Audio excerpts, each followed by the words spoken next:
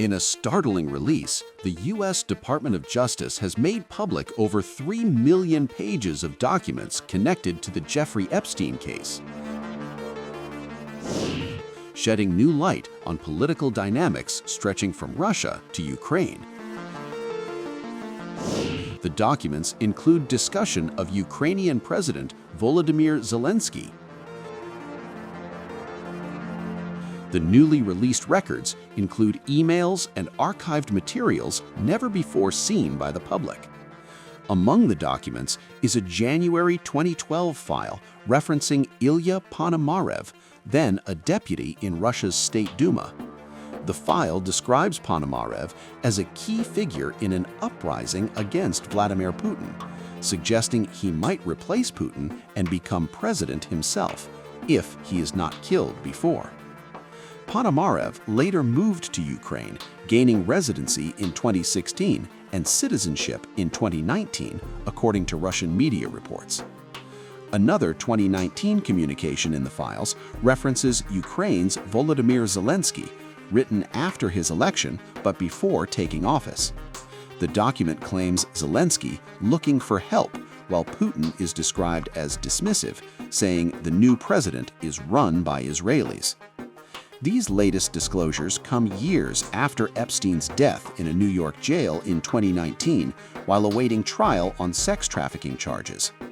Epstein had previously been convicted in Florida for procuring a minor for prostitution, but critics called the plea deal a sweetheart deal. Victims have long alleged that Epstein's network implicated powerful figures across politics, finance, and global elites. Lawmakers and advocates continue to demand full transparency on the extent of Epstein's associates and any potential facilitators of his crimes.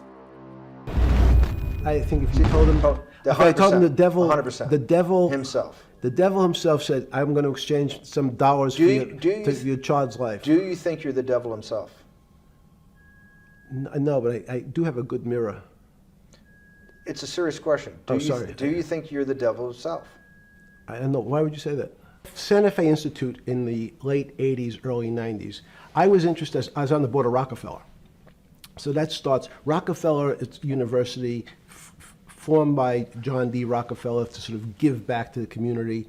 It's east side of Manhattan, except it was old. It was sort of old-fashioned. They were talking about medicine, and medicine by itself was, again, subject to the ideas of science. They were trying to use science to find cures for disease. And I said, no, we need to do something different. We need to start interdisciplinary work. List of people, and it was Bill Clinton, former president of the United States, Paul Volcker, every great leader in America, the Asians, the Japanese, and with a very long description of their history.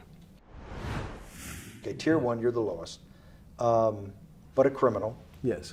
That the money came from them. What percentage of people do you estimate? I understand you don't like probabilities. Do you estimate would say, I don't care, I want the money for my children? I would say everyone said, I want the money for my children. Did they know where the money came from? I think if you told them, if I told them the devil, 100%. the devil himself said, I'm going to exchange some dollars for your child's life. Do you think you're the devil himself? No, but I do have a good mirror. It's a serious question. Do you think you're the devil himself? I don't know. Why would you say that? Because you have all the attributes. You're incredibly smart. You remember the devil is somebody knows. Smart? The devil's brilliant. You read Milton's Paradise Lost. No, the devil scares me. Satan is at the number 1 or 2 archangel, and the reason he goes to hell and leads the rebellion is because he can't be the top guy. And his thing is, I'd rather reign in hell than serve in heaven. I saw that in a movie once called American Dharma. I don't remember who said it. Santa Fe Institute in the late 80s, early 90s. I was interested, I was on the board of Rockefeller. So that starts, Rockefeller, it's university formed by John D. Rockefeller to sort of give back to the community. It's east side of Manhattan, except it was old. It was sort of old-fashioned. They were talking about medicine, and medicine by itself was again subject to the ideas of science. They were trying to use science to find cures for disease.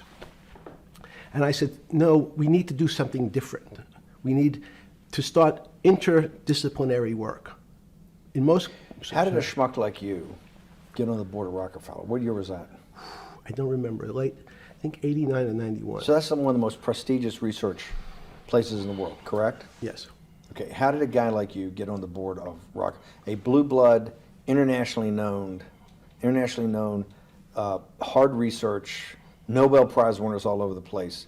How do they pick a guy like you, a trader from, or basically some guy from Bear Stearns? Good question. So I was asked to be on the board of Rockefeller, and I think it was, I was on the board of Rockefeller, there was a money manager who said, Rockefeller needs someone with financial expertise because the university is growing and there's lots of new things. You have to, again, we go back to the original discussion the last time. Up until the mid-'80s or sort of early mid-'70s, the most important thing was your name. If you were Rockefeller, you already were considered to be brilliant. If you were head of General Motors, it was your reputation. It was who you knew, who your family was, what was your character. And then in the mid-'70s, basically, if you remember, you probably had a calculator. It was very advanced in those days to have a Texas Instrument calculator, where it could, by putting in the numbers, it would multiply for you to do square roots. And that was the first, and everyone who had a calculator was already advanced on Wall Street. A simple almost like your accountant.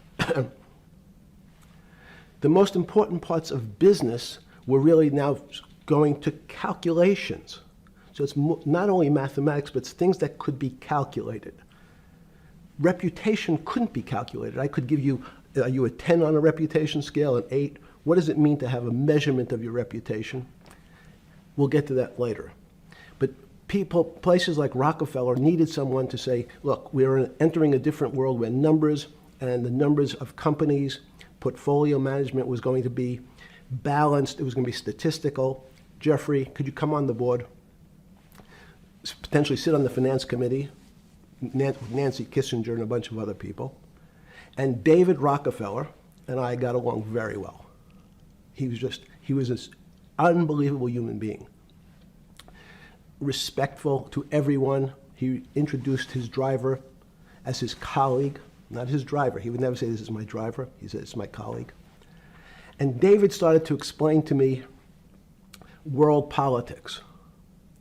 So David would say, Jeffrey, money is going to be sort of the most important things. People don't understand money. You seem to have this knack for money. I said to David, tell me about your life. What was the worst and the best part of your life? So David said, when I grew up, everyone knew I was a Rockefeller.